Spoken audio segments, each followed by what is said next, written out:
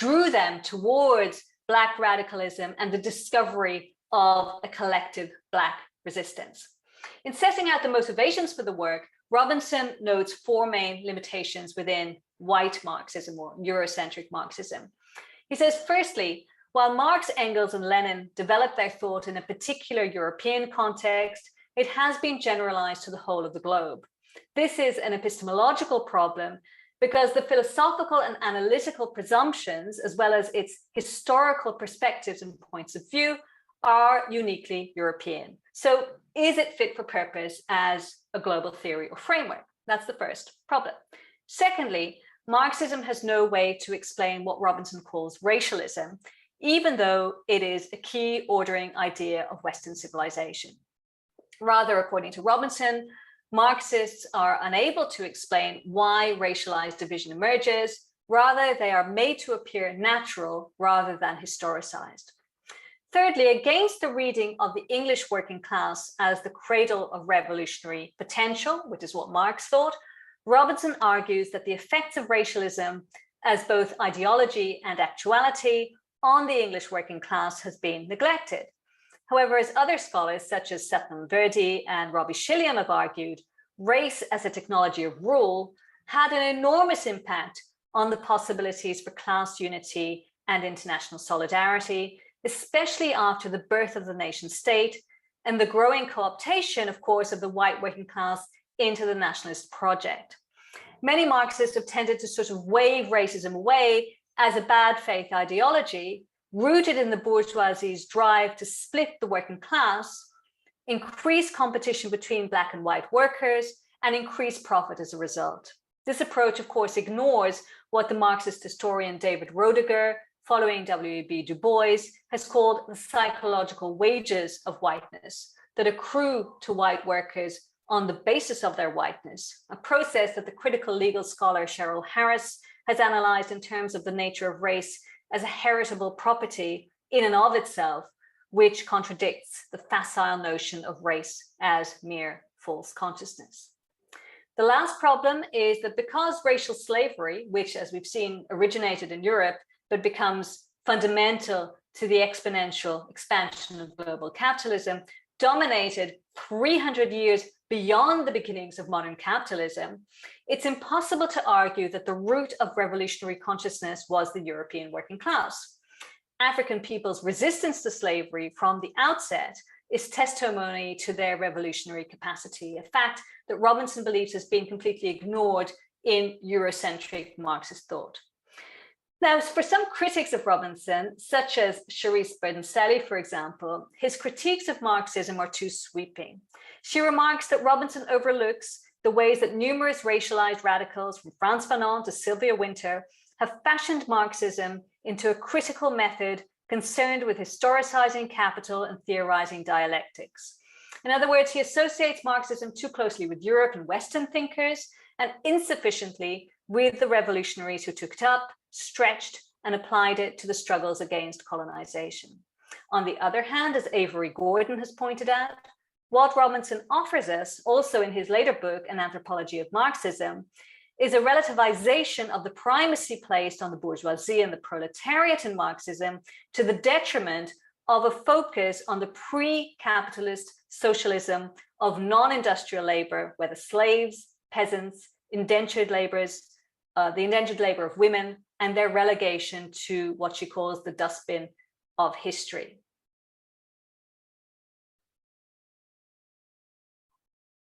So Stuart Hall never actually referred to his theorization of the articulation between race and capitalism and class as racial capitalism. But in his 1980 essay, Race, Articulation and Society Structured in Dominance, he responded to the concerns of the South African dissident Marxists that I spoke about earlier.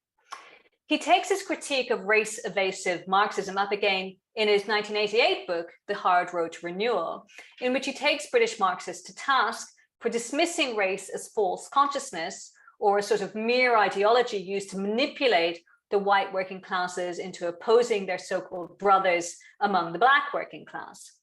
Hall's work builds on that of the French philosopher Louis Althusser, for whom ideology is not a simple form of false consciousness or a set of myths, Ideologies, on the contrary, are necessary for providing all societies with a set of concepts for making sense of the world.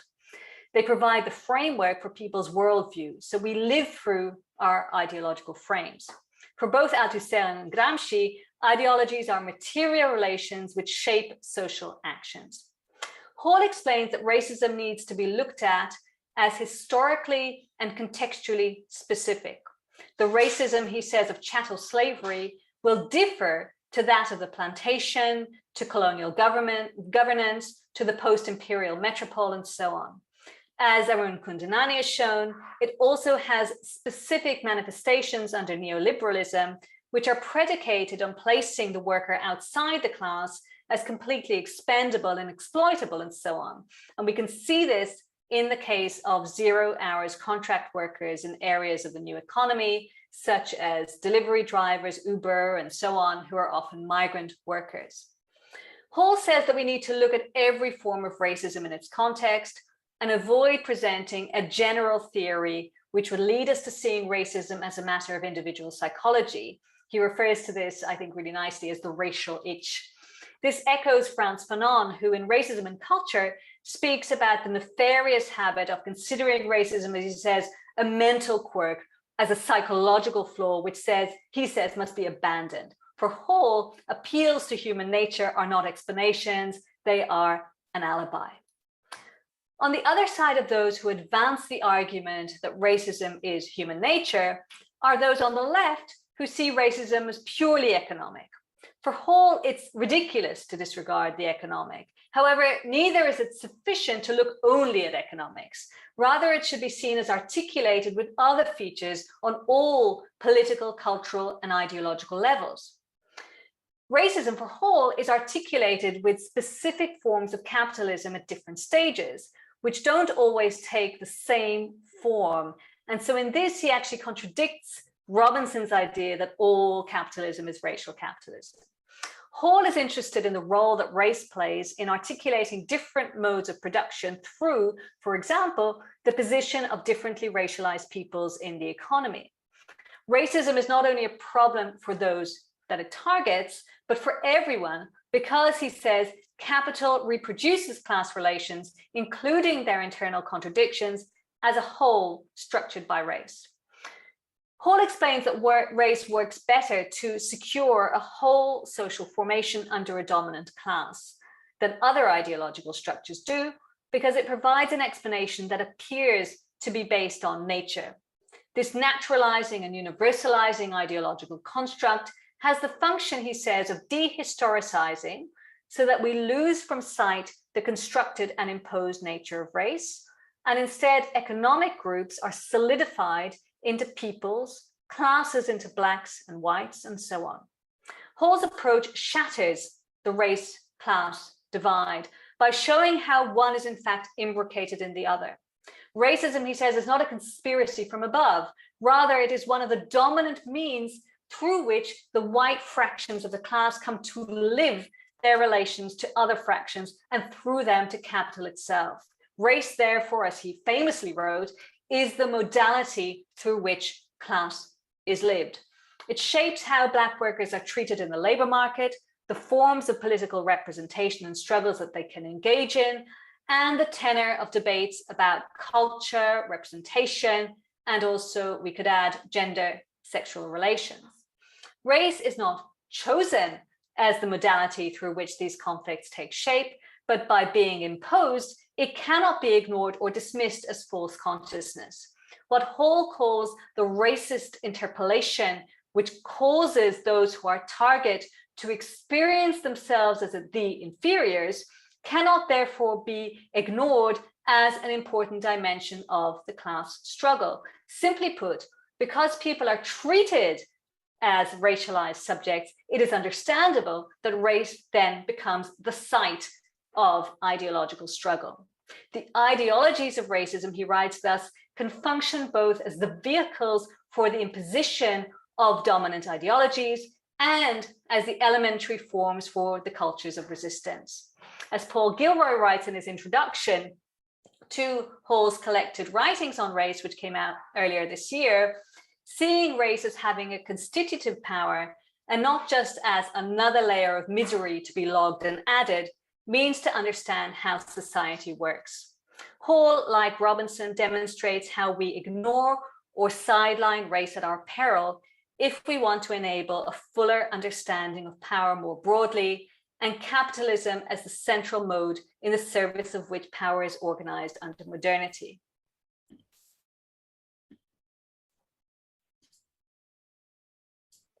Okay, so according to the Black radical scholar Charisse Burden-Stelly, it's necessary to look at racial capitalism in situ. Comparing her approach, which is rooted in, quote, the work of Black freedom fighters who, as Marxist-Leninists, were able to offer patent and enduring analyses and critiques of the conjunctural entanglements of racialism, white supremacy, and anti-Blackness, to that of a more globally oriented thinkers such as Ruth Wilson Gilmore, she offers what she calls a particularist lens on modern US racial capitalism. She proposes that the work of the Black communist women of the 20th century, such as Claudia Jones, allows us to see how a focus on the racial foundations of capitalism can open up more complex analyses. In this section, then, I briefly outlined the ideas of some of the main thinkers of modern US racial capitalism, departing from Burden-Stelly's excellent overview in the monthly review. I then turned to briefly introduce the contributions of Claudia Jones, focusing particularly on how her theorization of the interrelationship between race, class, and gender was a precursor to the intersectionality, the idea of intersectionality, one which potentially avoids the possibilities of more liberal interpretations. I then close by making some remarks about how racial capitalism is being used to make sense of the prison industrial complex. So I will go over time, I'm sorry, but if you feel like sticking with me, you're more than welcome to come along. So for Burden-Stelly, modern US racial capitalism is a racially hierarchical political economy constituting war and militarism, imperialist accumulation, expropriation by domination, and labor superexploitation. She specifies that here the racial refers to Blackness, which she defines as African descendants' relationship to the capitalist mode of production and their condition and status as a result. Burden-Stelly defines Blackness as the contradiction of value minus worth.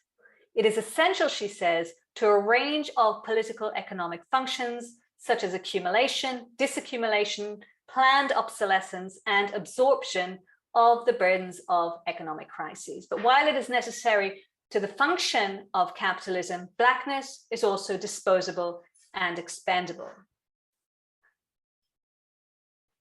Now, a major reference for Burden-Stelly in drawing this conclusion is Oliver Cromwell Cox, who notes that the US was able to accumulate during the First World War, during which time it expanded its external markets by harnessing, quote, its vast natural wealth, the land, large domestic market, imbalance of northern and southern economies.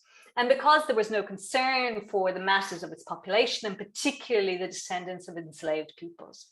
So one of the major reasons why US racial capitalism is developed and sustained is because it was able to super exploit Black toilers and laborers. For Cox, Black labor is the chief human factor in wealth production, which means that the capitalist class has always been responsible for the spread of racial antagonism. Now, this is to be expected, he said, because it is labor-capital relations which is at the heart of this antagonism. Blackness in the US is the linchpin of racial capitalism, in that Black workers are structurally positioned at the bottom of the labor hierarchy, as can be seen by depressed wages, working conditions, job opportunities, and the widespread exclusion from labor unions. For Cox, as Cedric Robinson remarks, capitalism and racism were historical concomitants. Capitalists required racism in order to police and rationalize the exploitation of workers. It is important to recognize that Cox also aimed his critique at the predominant scholar of race at the time, Robert E. Park, who also played a role, by the way, in sidelining W.B. Du Bois. Park was responsible for the development of the idea of race relations, and he saw US racism as based on conflict between two castes, black and white that were determined by visible differences and articulated by customs, mores, and etiquette. For Cox, in obviously complete contrast, racism is a historically unique phenomenon likened to a materialistic social fact. This fact is capitalism. What this analysis brings is an important corrective to the still dominant idea that racism is actually a matter of cultural conflict, the racial itch that Stuart Hall warns we must be wary of as an explanation for racial domination. Now, over his long career, which spanned from the 1890s to his death in Accra in Ghana in 1963, W.E.B. Du Bois, often referred to as one of the founders, albeit sidelined for much of his career, of US sociology, had differing understandings of race. While he is most famously known for theorizing the notion of double consciousness, which allows Black people to see themselves through the eyes of others, he was also a critic of imperialism who had a keen understanding of the global nature of racializing power. He analyzed the imperial basis for the First World War, noting that Germany aimed to control Africa and displace the British. It was in Africa, he wrote in 1940, reflecting on his evolving thinking on the race concept, that he realized the extent to which race is linked to wealth. Race prejudice, as he put it, has an interest-bearing value. And it was this that caused the idea of Black and colonized inferiority, not the other way around. It was the need, in other words, to keep the racialized exploited that led to the idea that they were inferior. Expediency gives rise to the naturalization and immutability of race. Bertoncelli notes that Du Bois complemented Lenin's understanding that the war was a product of half a century of development of world capitalism by noting the racial foundations of capitalist expansion. The spoils of Africa held out hope at a time when, quote, big fortune was waning. He says that the promise of exploiting the African continent was shared by white labor and the ruling class. The white working class exploited at home could share in the bounty, facilitating what he called a new democratic nation composed of united capital and labor. Racial capitalism thus served to bind the traditionally opposed classes together in their common dehumanization of the racialized toilers and peasants in the plundered colonies. As we also see in the context of settler colonization in Australia, the exploitation of indigenous lands and people allowed white workers to get a share of wealth and power, however pitiful. It was in his 1935 book, Black Reconstruction in America, that Du Bois further described the psychological and public wage that accrues to white workers as a result of being white. No matter, he says, how poor a white laborer was, he was at least not Black. What this means in the context of the US racial regime and racial capitalism more broadly is that the inheritance of whiteness, which Cheryl Harris has theorized as a property in and of itself, meant that a white worker could not be enslaved. This was what the encoding of race in US law enshrined. The color line that Du Bois remarked upon in 1903 was actually the line between freedom and unfreedom, which pertained not only in the US as a result of slavery, but globally in the context of imperialism and global racial capitalism. It was this psychological wage of whiteness, Du Bois observed, that meant that the view that common oppression would create interracial solidarity failed to work in the South. Contra the Marxist expectation that capitalism would lead to the end of racial prejudice, Du Bois observed that whiteness was so prized by white workers that they perpetuated a white supremacist vision that ended up paradoxically supporting capitalism. As David Roediger has remarked in his book, The Wages of Whiteness, this was actually as tragic for white workers as it was for Black workers, because through their alignment with racializing power, white workers also lost out against the forces of capitalism.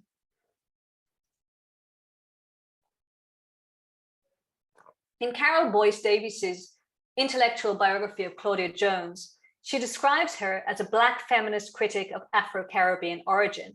Her anti-imperialism, in addition to her communism, placed her left of Karl Marx. In her essay, published in 1949, An End to the Problems of the Negro Woman, Jones sets out the terms of the superexploitation of Black women in the US, setting it in the historical context of slavery. Black women, she said, were the best place to lead labor organizations because where they struggled, be it as sharecroppers in the strikes of the 1930s, as packing house or tobacco workers, or against racist landlords and white supremacists, they were the most militant. However, their issues were neglected by the trade unions. In particular, Jones notes the failure of the unions both to fight against the relegation of Black women to domestic labor or to organize them on this basis. Indeed, she notes that during World War II, Black women became trailblazers in many fields when they had the opportunity to use their skills and talents due to the absence of men who had been called up to fight. However, they were shortly relegated back to domestic work, systematically pushed out of industry. This was caused by the threat of unemployment, which, she writes, hits the Negro woman hardest, as it is she who has always been the main breadwinner in the Black family. It is the failure of the Communist Party and the unions to recognize the historical role played by Black women in the labor force that spurred Jones's dissatisfaction with the white left. Jones traces the problems facing Black women back to the days of slavery and its aftermath. Under slavery, mothers were dominant within the family and had responsibility for defending and nurturing it. However, after emancipation, family life was overturned. Jones explains that after the Civil War, families were cut off from the slave rows within which they had lived previously in an extended community arrangement, and each family now became independent. This and the change in the mode of production now placed Black men on top within their families. So men were now in a position of relative power, both internally over their wives and children, and externally as their defenders. Through these and other methods, Jones writes, the subordination of Negro women developed. This is the historical backdrop to the situation Jones observed in 1949, when Black women had become, she writes, the most oppressed stratum of the whole population of the US. They are the main breadwinners in their families, a situation caused by the unemployment or low-scale earning power of Black men as a result of structural racism. Despite their importance in the economy, Black women occupied the lowest paying jobs, the result of the treatment and position of Negro women over the centuries. Not only did Black women receive less than equal pay for equal work with men, but they also got half the pay of white women. As the Black woman, to repeat, was the main earner, this meant the confinement of Black families in ghettos, which she calls an iron curtain hemming in the lives of Negro children and undermining their health and spirit. Jones's analysis of Black women's subjugation by race, gender, and class led to her being credited with developing the idea of triple oppression. She wrote that, quote, the Negro woman combines in her status the worker, the Negro, and the woman. This idea was, of course, later taken up by Angela Davis in her 1983 book, Women, Race, and Class. It was her positionality as a Black woman, the position from which she wrote, that according to Boyce Davies, Jones brought to her activism within the Communist Party. She was an instigator of what later became the mainstay of Black feminism of, for example, the socialist Black lesbian feminists of the Combahee River Collective. However, Boyce Davies points out that Jones's anti-imperialism and internationalist communism was diluted in later iterations of US-based Black feminism activism, much of which she says centers around academia and remains parochially centered on the US. Contra this parochialism, Boyce Davies connects Jones's analysis of the condition of Black women in the US to the global movement for peace.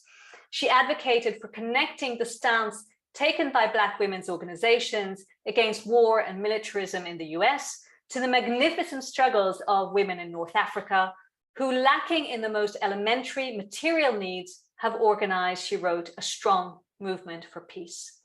The value of racial capitalism as a mode of analysis is its grounding in a global viewpoint and from the perspective of militancy in an internationalism that understands the necessity of relational strategy to counter its effects.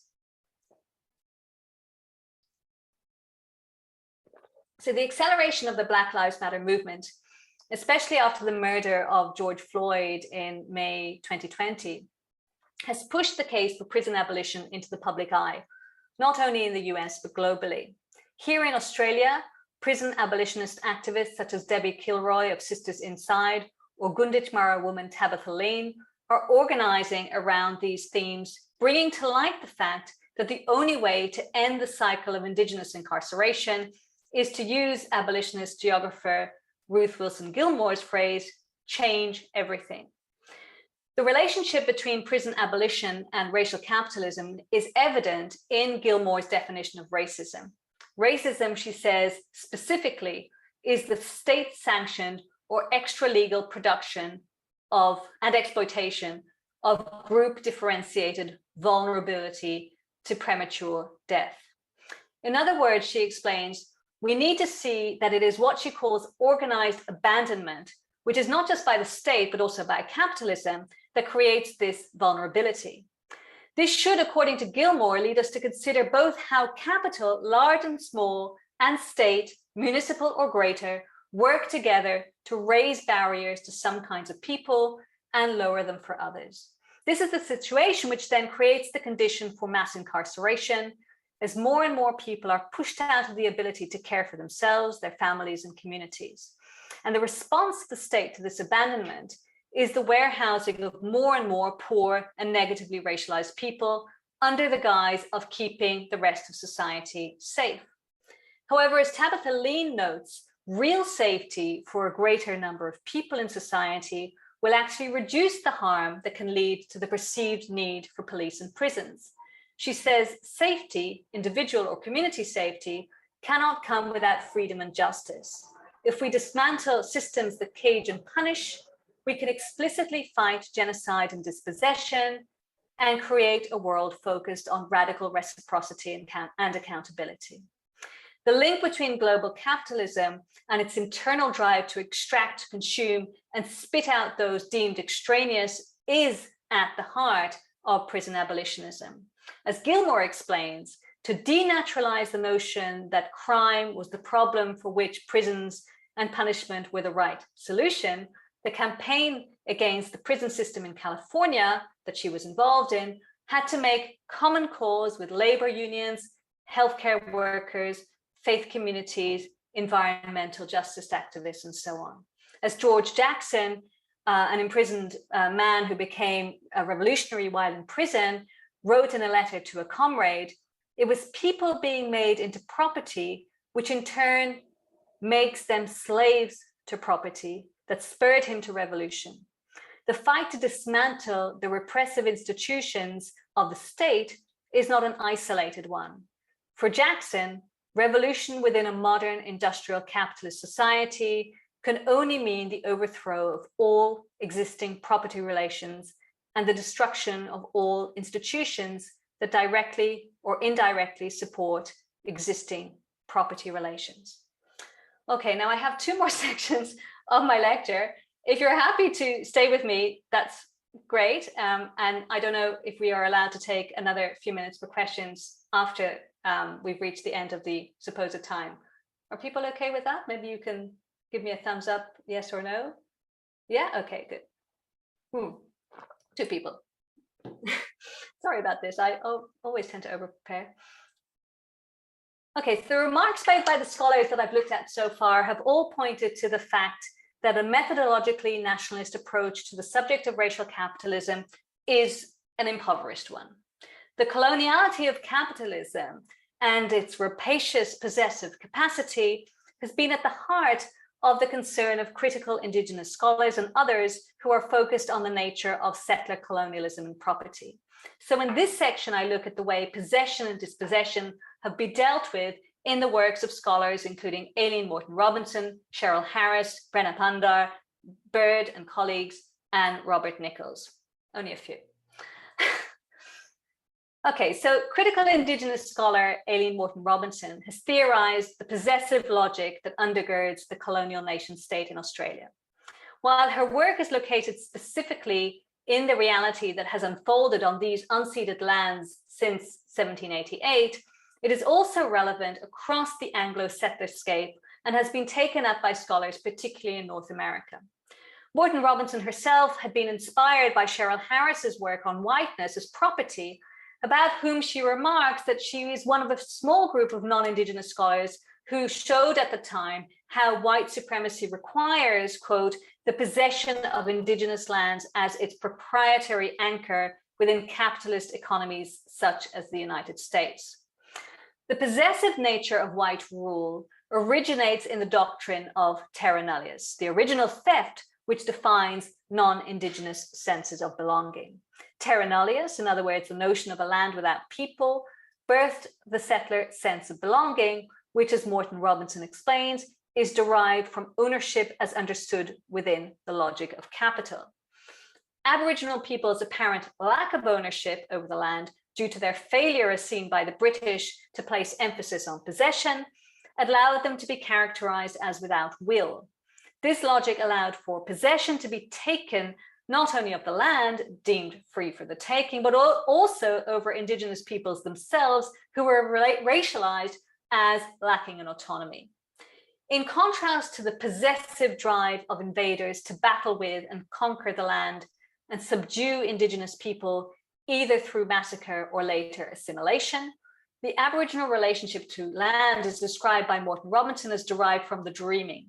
She explains that the ontological relationship of humans with the earth occurs through the intersubstantiation of ancestral beings, humans, and the land, a relationship colonization didn't in fact destroy. The attempted defeat of this relational ontology is primarily achieved via the use of the law. In her book, The Colonial Lives of Property, Brenna Bander argues that if possession of land was and remains the ultimate objective of colonial power, then property law is the primary means of realizing this desire. Who could own property and who could not was determined by where one was categorized racially. But not only that, race also determines whether one was property or could transfer property. Similarly to Australia, where the right to own land was tethered to European notions of ideal land use, British settlers in the US discounted Indigenous peoples' rights to the land and justified their conquest of it. As Bander explained, in common law jurisdictions, use that would justify an ownership right was defined by cultivation, and cultivation was understood within the relatively narrow parameters of English agrarian capitalism. As Cheryl Harris puts it, the original denial of Indigenous property rights embeds the facts of white privilege into the very definition of property. Possession, the act necessary to lay the basis for rights in property, was defined to include only the cultural practices of whites. It is this idea, she claims, which lays the basis for the idea that whiteness, that which whites alone possess, is valuable and property. Indigenous claims to the land were delegitimized on the basis of their perceived failure to use the land in ways that were understandable to Europeans, thus paving the way for only particular forms of possession, those that were characteristic of white settlement, to be recognized and legitimated. But as Harris insists, it is not that Europeans just misunderstood Indigenous claims to land based on misinformed, racist, and ethnocentric themes. Rather, she says, the law has established and protected an actual property interest in whiteness itself. She explains that the fact that whiteness is not in itself a thing doesn't preclude it from being property, because the law extends beyond the tangible. But whiteness is not just what she terms a legally recognized property interest, it is also a form of self-identity whereby people understand themselves as possessing something of value in being white, in terms, for example, of personal reputation. Now, the ramifications of this in terms of Indigenous land ownership is, as Morton Robinson says, that the burden is now on Indigenous people to demonstrate proof in accordance with the white legal structure in courts controlled predominantly by white men, that their lands belong to them. So we can see that according to Bird, Goldstein, and Melamed, racial capitalism serves as the condition of possibility for the ways in which financial institutions and land and market speculators have produced and profited from those most economically disenfranchised. In settler colonial contexts, the greatest wealth, obviously, is generated from the land itself, and those on it have to be continually deemed as having an illegitimate claim to it. Racial capitalism, therefore, is what they call a counter-formation to indigenous peoples. So it's impossible to talk about possession without talking about dispossession. For Jody Bird and her colleagues, in settler colonial contexts, race is used to, quote, obscure the lasting ethical and material indebtedness settlers and arrivants have to indigenous dispossession. But put more simply, the fiction that indigenous people are racially inferior and that they thus must live under the control of European invaders is used to hide the fact that it is because indigenous people were dispossessed of their land, culture, law, and personhood that settler society can flourish. As Morton Robinson notes, while migrants to Australia can not possess, they can nevertheless belong to the white nation, and dispossession robs indigenous people of their own belonging. Bird and colleagues remind us, therefore, that dispossession isn't a finished project. Rather, its incompleteness requires a continuous striving towards, they say, confirming these terms of value and belonging, which are foundational relations of a colonial accumulation and profit. The continual drive to accumulate and extract, which they say are the conditions of possibility in the United States, as in other colonial states, means that dispossession continues to occur by a myriad of means.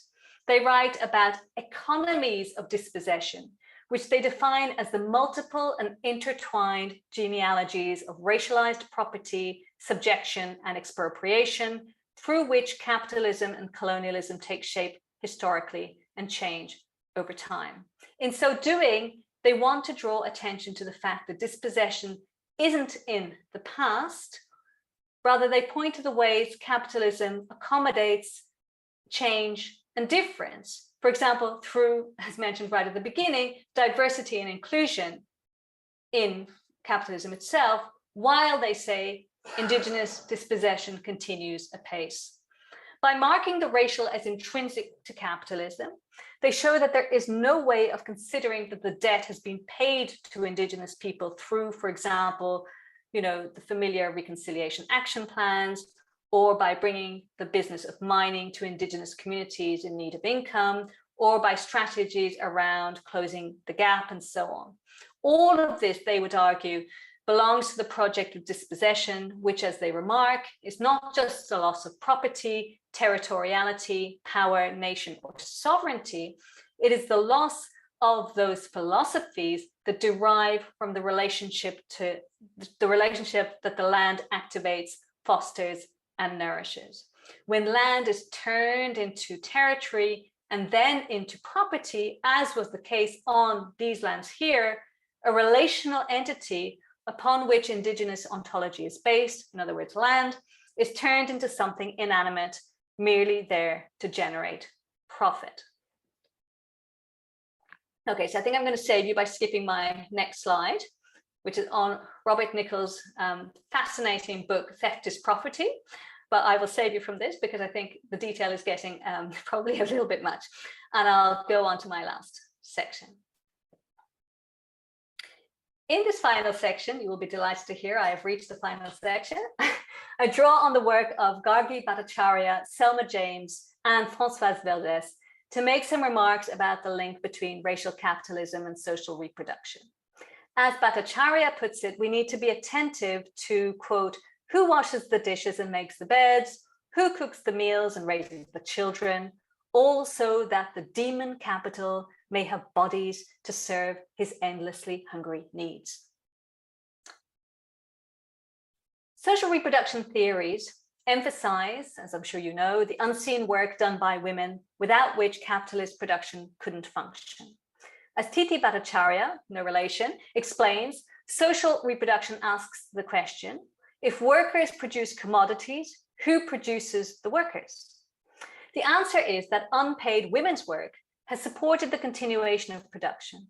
The necessity of this domestic labor for all other labor to take place is what triggered the organization of much second wave feminist campaigns around wages for housework in order to show the extent to which capitalism is imbricated in and dependent upon unseen work. However, traditionally, Marxist feminists' attention to social reproduction has treated all women as facing the same problems, ignoring the differential treatment of Black, Indigenous, and migrant women, as Claudia Jones pointed out. It collapsed women into a universal category in much the same way as Western Marxism saw the worker as a universal subject rather than a racially stratified one, as Stuart Hall shows.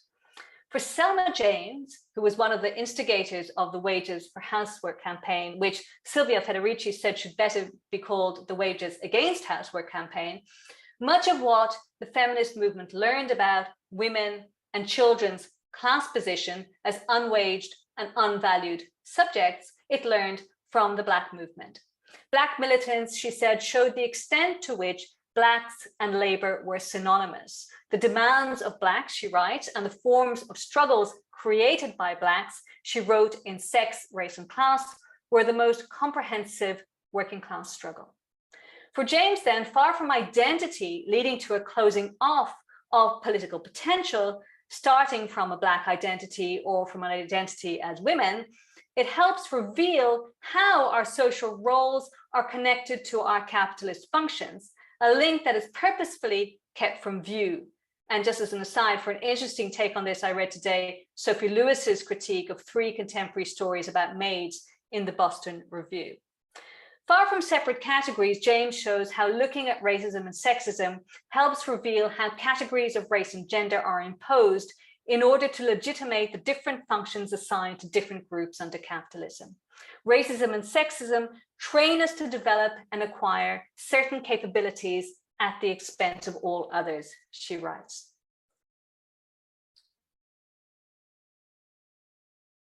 However, for Gargi Bhattacharya, we need to think beyond social reproduction as the difference between waged and unwaged labor, and think about how what is being reproduced is also the connective networks that keep life together. She emphasizes not just domestic labor as the realm in which this is true, the hidden, dirty, and endlessly essential work of replenishing bodies and lives takes place, she says, but also other unregistered values of nature and society. Human beings encounter capital as a collective, a group experience. Therefore, we need to think beyond the home and beyond the battle between the sexes. Social reproduction helps us to think beyond to the complex structures that have reproduced capitalism globally. We cannot understand this historically without considering the connections, she says, between colonialism and the subjugation of women. Colonialism here is not a metaphor for women's subjugation, Bhattacharya makes clear. It is the parallel process to the invisibilization of women and their work. In particular, thinking about what is considered work and what is categorized as non-work helps us to see racial capitalism in action. It is not only unwaged housework which is considered non-work, but also the group differentiated exploitation on which racial capitalism is based. Recalling Cedric Robinson's critique of Marxism's relation to slavery to the pre-capitalist era of primitive accumulation because it was unwaged, we can see the depth of the problem. Not accounting for slavery as work because it is unwaged is akin to not seeing domestic reproductive labor as work, even though it is this unwaged and unrecognized labor that keeps the whole machinery going. Similarly, not seeing slavery or other forms of racially differentiated labor as work means not recognizing how capitalism is reproduced, in other words, as racial capitalism. So Bhattacharya asks us to be attentive to those who she calls the edge populations, who are produced by the latest iterations of racial capitalism, those such as the migrants and undocumented workers living outside the realms of structural labor in society. We saw them left entirely stranded as the pandemic hit, either walking home to their villages as in India, or stranded by their employers in the Gulf, or denied welfare as in Australia, and relying on food handouts when the COVID-19 pandemic started. The status and conditions of the work of these people at the edge mean that the processes of social reproduction for households and communities are jeopardized. This includes parents working different shifts, migrant mothers living overseas, leaving their children with extended families with no time, money, or space to organize family and community gatherings. In other circumstances, edge populations are understood by capital to exist outside of the waged economy. So, for example, the long-term unemployed that capitalism requires. However, because of the stigma attached by society to non-waged labor, including prison labor, as Tabitha Lean reminded us at a panel organized by the Anti-Poverty Center yesterday, they are ostracized by society and their legitimacy to partake in social reproductive activities is questioned. We see this, for example, in questions posed to homeless people or asylum seekers about, why do you have a phone, or why unemployed or low-wage people spend money on things that are supposed to be frivolous, or being matter out of place in public as experienced by Indigenous people or by Black youth policed for being outdoors in groups just for having fun. Part of Gargi Bhattacharya's project is to think about what stories of humanness get left out in the way waged and unwaged labor, or edge, dangerous or subaltern populations are spoken about as useless and undeserving. Racial capitalism notes the hierarchies of humans that are created by race as a project to sediment people into differently valued groups. While the Western feminist approach has been to consider the home as a place of threat and confinement for women, we should also be mindful of what Bell Hooks has called home place. The home, despite its many threats and tensions, also represents a necessary space of emotional recuperation in the face of dehumanization, depletion, and racist terror. When home is under threat, there is nowhere to retreat, as can be seen in the case of dispossessed Indigenous peoples, as much as precarious laborers in the edge economy. So finally, Françoise Vergès opens her essay, Capitalist Scene, Waste, Race and Gender, by noting that every day in every urban center of the world, thousands of Black and brown women, invisible, are opening the city.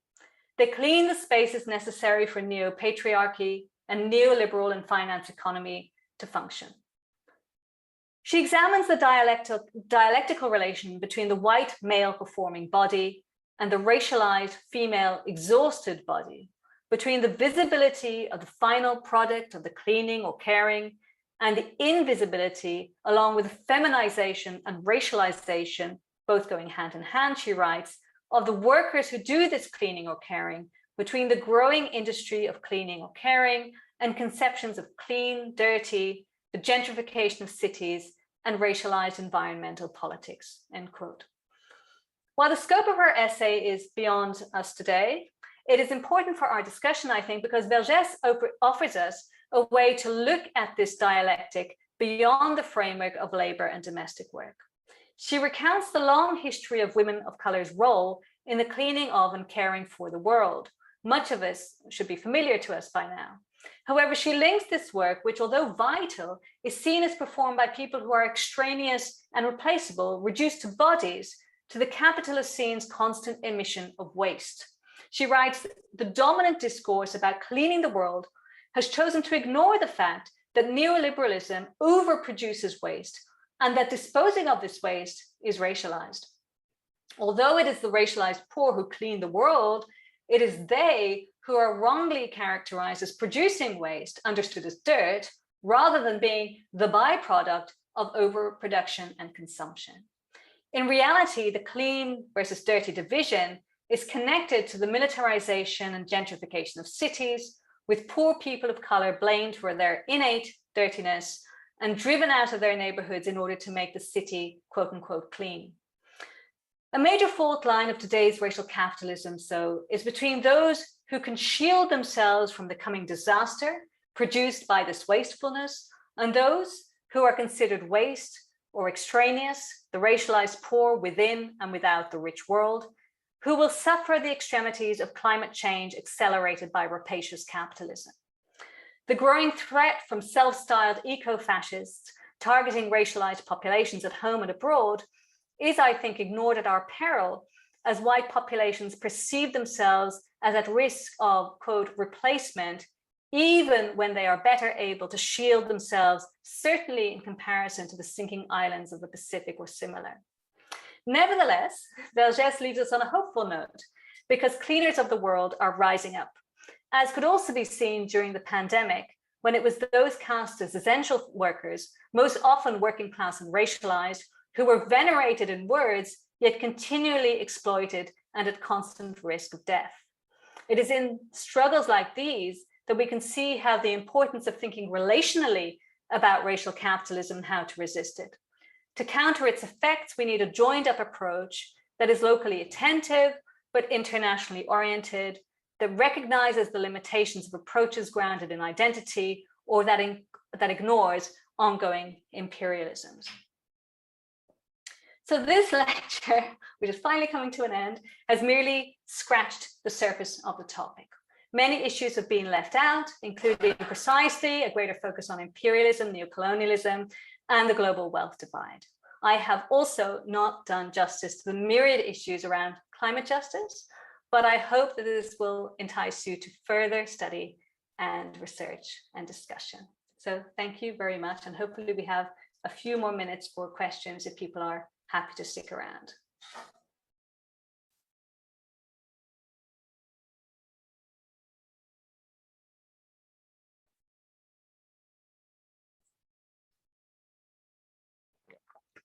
I'm happy to take any questions or clarification. I'm also happy to share my notes with anybody who would like them.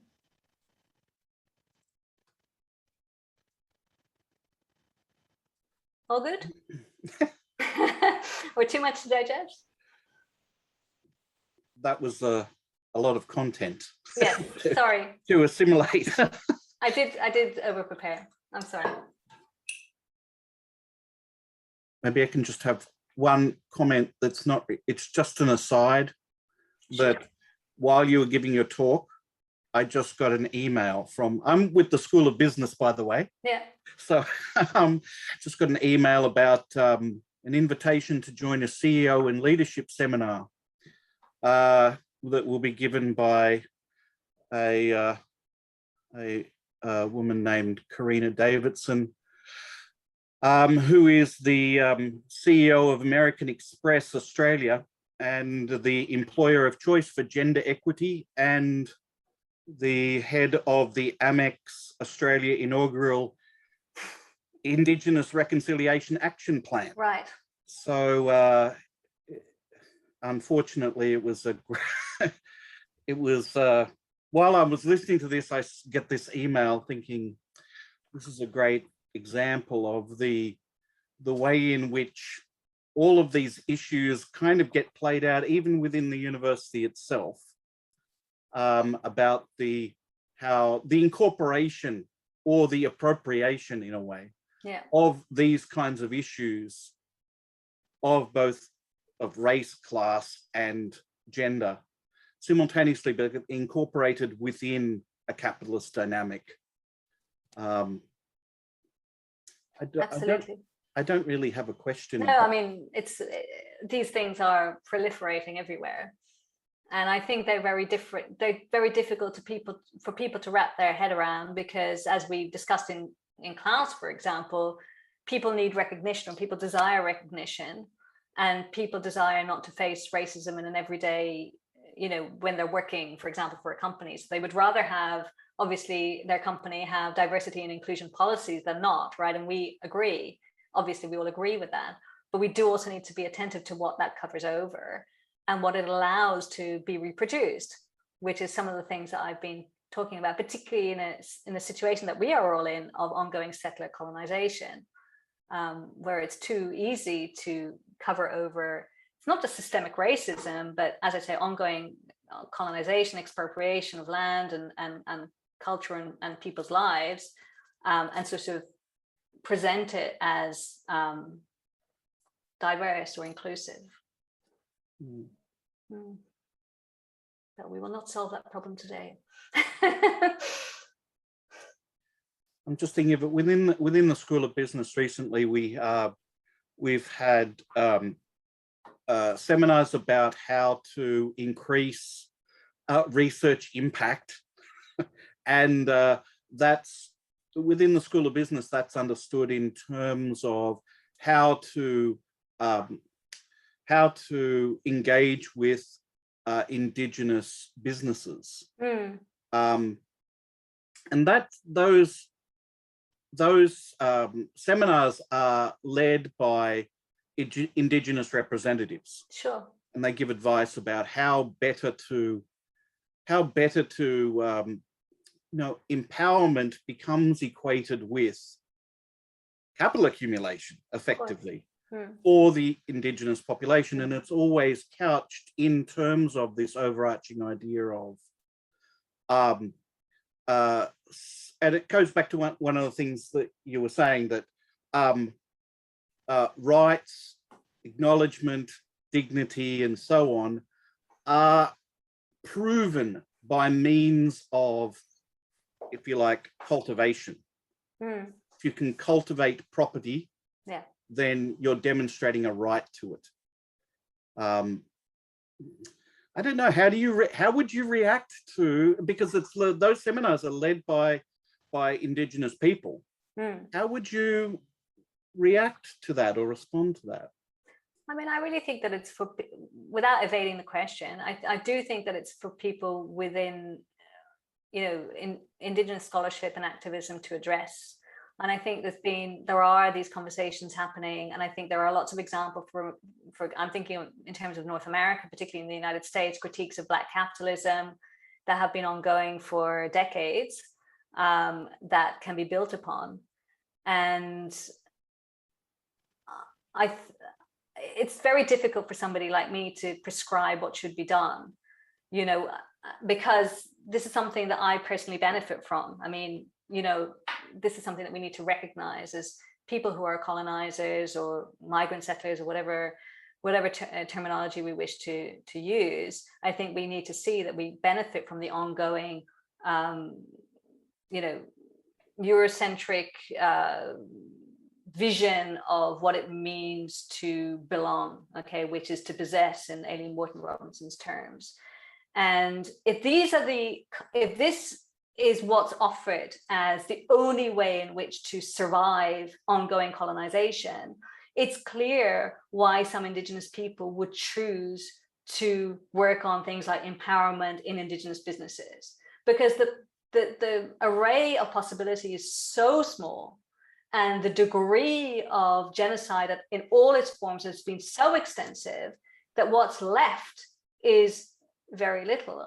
And of course, we admire people, and there are many people within Indigenous communities who continue very staunchly to assert sovereignty and to resist racial capitalism and colonization in so-called Australia. But it's a conversation that I think needs to be had at that level, drawing on, as I tried to say, thinking relationally across international and transnational examples, because those conversations are happening. Thanks. Yeah. Gloria. Oh, hi, Alana. Thanks very much for a really great talk, and just your explanations about racial capitalism and the social explanations of that, rather than what our understanding of race is. This is more a comment for event organizers, and I'm just so happy to have been here, is that it's really important for us to seek out scholars whose work is rooted in race, to be leading discussions such as this, because I've been to so many events recently where understanding of race as an ideology, as a technology of power is not well understood. And so what's happening is doing damage to our understanding of what's happening in our society, in order to better be equipped in an effective way of dealing with any issues at all that we face, whether it's climate change, whether it's Indigenous incarceration. We just don't have the language or the literacies around race. And I just wanted to commend the organizers for this event, for having Alana to really think about people that we give mics to talk to us, because it's not helping. And this is the best conversation I've had in a long time. And I thank you for bringing some meaning into what racial capitalism really is. And these are the type of conversation, and if we can have more of this, we will have effective way of dealing with issues. We just don't understand it. And I'd rather not giving mic to people that just have no idea about race talking to us. So thank you. Thanks, Gloria. Gloria has been participating in a class that I've been leading all semester called Understanding Race, and we do have these conversations ongoing. But it's true, isn't it, Gloria, that we're only a few, like there's only 4 students on the course. So it does seem to me that there's, that here in Australia, there doesn't seem to be as much interest as you think that there should be. And we do in the public sphere have quite a lot of, for want of a better word, quite facile or one-dimensional sort of interpretations of racism that tend to dominate. And so I think more than, one thing is this is like a class and hopefully you can pick it up and, this is just, a lecture as such. But what we also need is these kinds of conversations, which are more interactive, where we get to, draw ideas from each other. Because obviously, Edward, for example, you're in the business school, you will have, we're from humanities, so we're going to have a very different kind of understanding. And I think, this kind of interdisciplinarity would be really important as well. So, one of the things that, Gloria, we've been discussing, isn't it, maybe starting some kind of reading group or something like that. So maybe in the new year, if we have energy, we might do something like that so we can have a more interactive conversation. James? Hi, Lana. Thank you, first of all, for the really, really comprehensive and really thorough lecture. I just wanted to ask, I guess I just have one question, which at its core is, what do you see as, future directions of, theorizing on racial capitalism? Like, I think you've basically told us, how you've provided us, I think, a kind of genealogy of the sort of thought, and how it's developed, but also how it's differed over time amongst different people, between Stuart Hall and Cedric Robinson. And I'm just wondering, where you see the framework moving forward. I mean, to my very, very rudimentary understanding, it seems like there's a lot of work that's looking at how these frameworks are expressed through different vernaculars, like debt or valuation, finance, the climate, the environment, and so on. And I'm just wondering, how you see this work going forward. Yeah, look, I just think that really as I said, I mean, it's only the tip of the iceberg that's been scratched, not only by my lecture, which is very rudimentary and introductory, but also by the scholarship that's out there. Some of it is absolutely brilliant, and of which I've only read probably 2%. And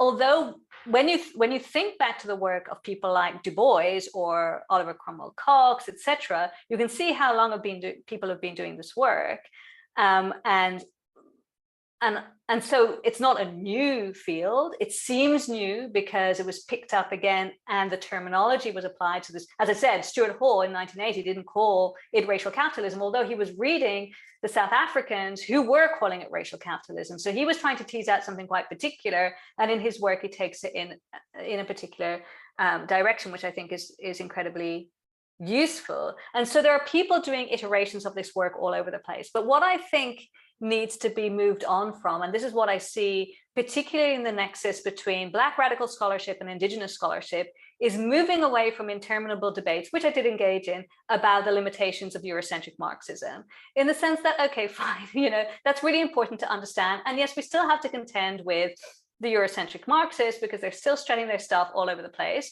But I don't think that the work of critique needs to center that anymore. And indeed, I don't think the people who are doing the interesting work are really centering that. And I think there are so many, so rather than say, well, where does this need to go as a whole? What we need to do is be attentive to perhaps how we can draw together the multiple strands that could be grouped under the terminology, the broad category racial capitalism, and think really seriously about how you can talk together about things like, just for the sake of the argument, debt financialization, land expropriation, climate disaster, labor, migration, imprisonment, and what that then leads on to in terms of the abolitionist movement, so things around slave labor in prisons and all that kind of thing, how you can draw these things together, because obviously we're facing like a nexus of extremely urgent crises that have also been jump-started by this pandemic, in which a lot of these contradictions have become extremely, obvious. Well, they should. They should have been completely obvious, but judging by the way a lot of people are talking about this, it's like, that's done with. Now we'll just go back to where we were before. So I think the kinds of projects that you see in many centers in the US, where they're trying to build, research centers that look at race and capitalism, so for example in Chicago, in New York, and elsewhere, are really the way to go. But the problem for us in Australia is that, as usual, which is kind of what Gloria alluded to earlier, there's a complete lack of institutional support for this work. And there's this notion that, in a sense, was also reproduced in my lecture, that all of this is emanating from the United States, where there's not an attentiveness to the global nature of racial capitalism, to what's happening in the, for want of a better word, the global South. And I know that term is critique, but let's stay with it for now. And how Australia, in my opinion, is really the laboratory for racial rule, like a place in which all of these things become so clear and crystallized. We should be leading in this field, but we have no institutional support at all for it, and no bodies, like not enough people doing this work, because we haven't trained them, because we haven't invited them, because we haven't. And so for our local reality here, I think this is what we should be trying to push for and build. But the struggle is extremely difficult because obviously in so doing, then you have to, you're critiquing the university as a colonial institution, built on unceded land, and all of these types of things, which the institutions don't want to touch. So that's not very positive, but that's kind of one of the things I have to say. Thank you. Well, I've kept you all here for well over the time that you signed up for. So I'd like to thank you all very much for sticking the course. I hope that it was useful. I'm more than happy for people to contact me and to have a chat. I know James and I are going to have a chat in a couple of days' time. So please, feel free to drop me a line at Western Sydney or online or wherever. Thanks, everybody.